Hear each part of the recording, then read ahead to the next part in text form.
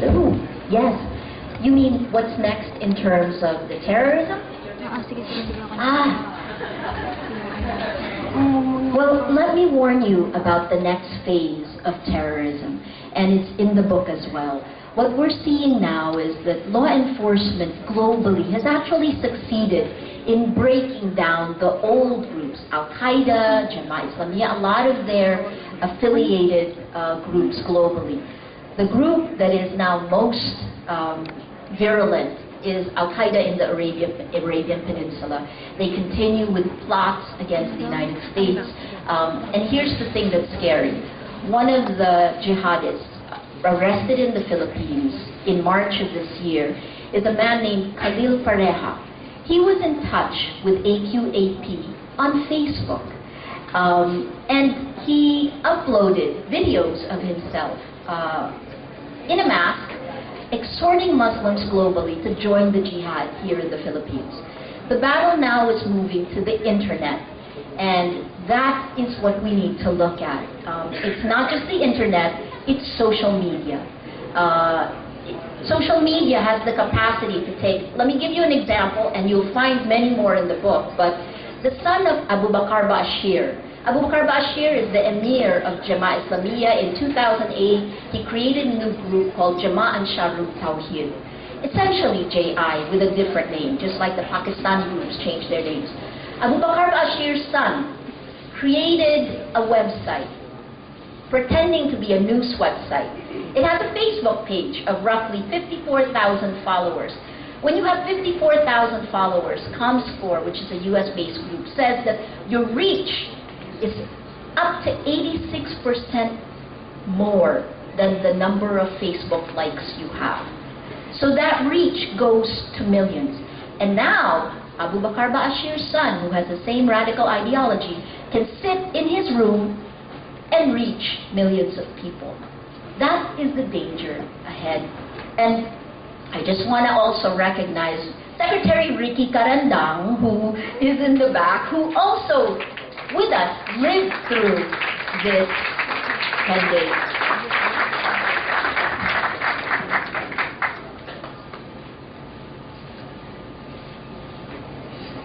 Any other questions before we go to the book signing and the book presentation? Yes, John. John Mary of the Inquirer. Maria, congratulations. So many questions to ask, but I limit myself to one question about craft. When you began work on your book,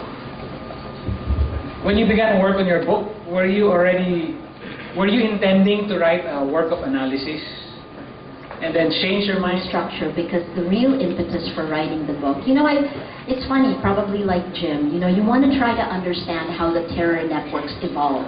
So I've been following how it's shifted over the years from the first book I wrote until now. But what I've learned is that doesn't make, it's about narrative, it's about stories. And personally, frankly, you can tell I'm still partly traumatized by what we lived through. And it's something you live through, you get over it, but when you write about it, it is cathartic. I can let go of it. And now I feel like I can be helpful to others who have to deal with it. And I will look at Ambassador Bill Twaddell, who there is an Australian, if you guys know, who was kidnapped in December last year, and he's been with the Abu Sayyaf since then. We still have a virtual United Nations. Now, I'll take that as a quote from one of the intelligence agents I was talking to. There's a virtual United Nations still in the southern Philippines. We're not as bad as FARC, which has more than 700 hostages. We only have a few, except they're now multinational.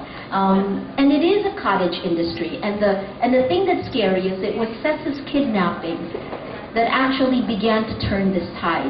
In the book, I identify 4 stages in the Abu Sayyaf's development, and it's a bipolar swing. They go from ideology to crime, and the more, since Al-Qaeda was disrupted and Al-Qaeda sent money in to groups like ASG and JI, since that money flow was over, they turned to crime. and they turned to kidnapping for ransom. So that's part of the reason you've seen an escalation. Many more.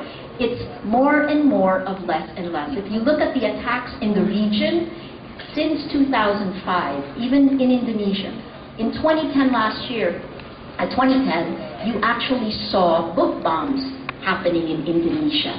You had lone men who were influenced by the JI network walk into police mosques and blow themselves up. They did little damage compared to what the 2002 Bali bombs did, but it's still there. So what we're seeing now is the ideology has filtered down. You gouge out the top and middle rank leaders, right? You have all the Bali bombers have either been arrested, killed, or imprisoned. But the people they recruited below them are still there, and they're continuing to grow in much more sporadic ways. Some groups call them lone sharks, lone wolves. They're not lone wolves if you follow social network theory. You can actually follow the strand, and some of those charts you'll see in the book. So it continues, and I know I've gone away from what you said. It was personal for me, but the academic part of it was also personal. You have to understand, when 9/11 happened, I was on a treadmill in Jakarta, and when I saw it coming, it was a memory for me, because I was here in 1995 when the first pilot who was recruited by Al-Qaeda was arrested in the Philippines. His name was Abdul Hakim Murad, and he told authorities in 1995, the reports dated January 20th, 1995, that they had a plan to hijack planes and crash them into buildings. And they even told them what buildings they wanted to crash them into. It could have been prevented if we were looking at it. One of my first reports for CNN after 9/11 was something that was vetted very, very closely by CNN's legal team. That's why it took 7 days before it came out. Even though I filed it a day after 9/11, it was the blueprint for 9/11, because we had it. I had the document. All I had to do was go to that closet and find it. Our own 9/11, the Bali bombings, could have been prevented. When the Bali bombings happened, Amrozi, all these men who carried it out, they were already in the Indonesian police's database. But the database didn't exist. You know, this is the other thing that happened. They were in the files of individual police officers. They were in the central files. So if we continue to be vigilant, will we be able to anticipate the trend? That's why I don't turn away from it, because I think you can. And I think, you know, the names of these men became, I know them very well, and I joke in Rappler that if there's a sports athlete or a star I don't know, it's because they're not terrorists. I know the terrorists well. So I think part of it is for us. We need to see this as a personal battle, because it really is personal. Inday.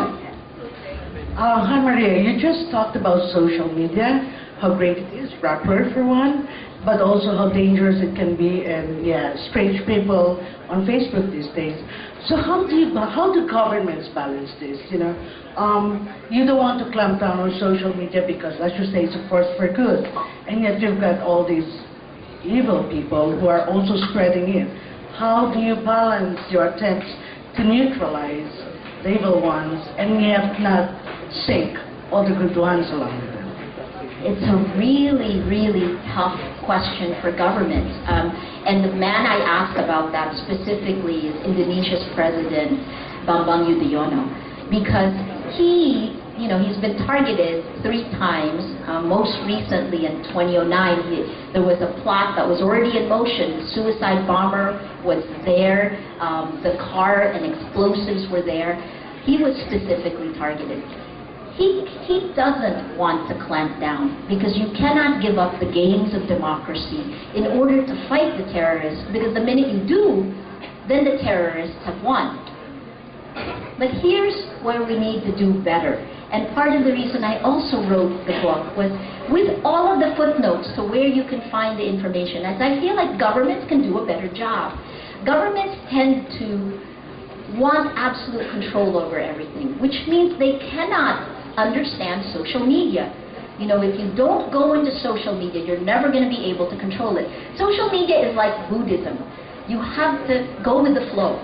It's a little like samsara. You got to go with the flow, which means you lose control, right? You got to lose control in order to help the flow move in the direction you want it to. That's a tough lesson for governments to learn, and it's something that I discussed a lot with while I was in Singapore. This is a world now where we're moving out of authority. Governments who speak as governments don't have as much influence as governments who speak as individual people with real concerns and real fears and real passions. That's the world we live in now. So that's what the terrorists are doing a great job at exploiting. And governments have to let go a little bit. It's easy for me to say that, and maybe you can ask, Harry Thomas is here, and Laura Lagarde is here. You can ask them some of these, but I think social media is a game changer. Right now, Facebook connects more than 1 billion people, right? Last week, Facebook announced it's more than 1 billion. That makes it the first time ever in the history of math that we've ever had one platform connecting people globally, which is also why it is much easier for anyone, good or evil, to contact anyone around the world because of Facebook. And the other part is, it's free, right? So, again, if you go to some of the websites in Indonesia and the Philippines, in the book you will find mentions of the Black Flag movement. It's something that our intelligence agents know, but they haven't talked about. Ask them about it. The Black Flag movement. The Black Flag is like a secret code in Al-Qaeda. It is something that when Khalil Pareha was there, he had a black flag behind him. If you look at Facebook and you'll see the pages that I put there, you will see the connections and the links all the way to 1995. Anyway, I won't bore you with this stuff. It's all there in the book. I would love to hear what you think about it. It works both in the real world and in the virtual world, and it is there for us to use.